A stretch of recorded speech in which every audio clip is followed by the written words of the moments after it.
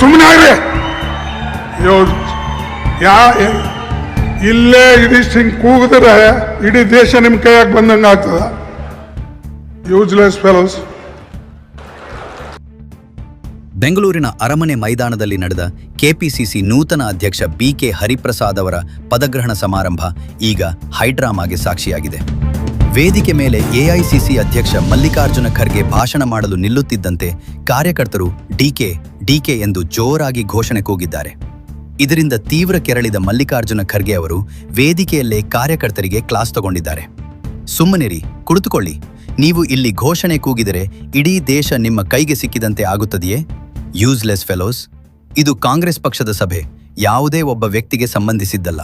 ಬಾಕಿ ಉಳಿದವರೆಲ್ಲ ಇಲ್ಲಿಗೆ ಕಸಗುಡಿಸೋದಕ್ಕೆ ಬಂದಿದ್ದಾರಾ? ಖರ್ಗೆ ಅವರ ಈ ಖಡಕ್ ಆವಾಜ್ ಕೇಳಿ ಇಡೀ ಅರಮನೆ ಮೈದಾನ ಕ್ಷಣಕಾಲ ಸ್ತಬ್ಧವಾಯಿತು. ಖರ್ಗೆ ಫುಲ್ ಗರಂ ಆಗುತ್ತಿದ್ದಂತೆ ಎಚ್ಚೆತ್ತ ಮುಖ್ಯಮಂತ್ರಿ ಡಿಕೆ ಶಿವಕುಮಾರ್ ಮತ್ತು ಉಸ್ತುವಾರಿ ರಣದೀಪ್ ಸಿಂಗ್ ಸುರ್ಜೇವಾಲಾ ಅವರು ತಕ್ಷಣ ಎದ್ದು ನಿಂತು ಕೈ ಸನ್ನೆ ಮಾಡಿ ಕಾರ್ಯಕರ್ತರನ್ನು ಶಾಂತರಾಗುವಂತೆ ಮನವಿ ಮಾಡಿದರು. News bureau, TV10 Bengaluru. ಮತ್ತು ಅನೇಕ ನಾಯಕರು ಕಾಂಗ್ರೆಸ್ಲಿಂದ ಆಗಿದ್ದಾರೆ ಹೊರತಾಗಿ ಅವರ ಕೊಡುಗೆ ಕಾಂಗ್ರೆಸ್ ಕಡಿಮೆ ಇದ್ರೂ ಕೂಡ ಅವರಿಗೆ ಕಾಂಗ್ರೆಸ್ ಹೆಚ್ಚಿನ ಶಕ್ತಿಯನ್ನು ಕೊಟ್ಟಿದೆ. ಅದಕ್ಕಾಗಿ ಸ್ವಲ್ಪ ಶಾಂತವಾಗಿ ನೀವು ಕೇಳಿ. ಯಾಕಂದ್ರೆ ಇದು ನಮ್ಮ ಮೀಟಿಂಗು, ನಾವೆಲ್ಲರೂ ಕೂಡಿ ಪಕ್ಷವನ್ನು ಕಟ್ಟತಕ್ಕಂಥ ಮೀಟಿಂಗು.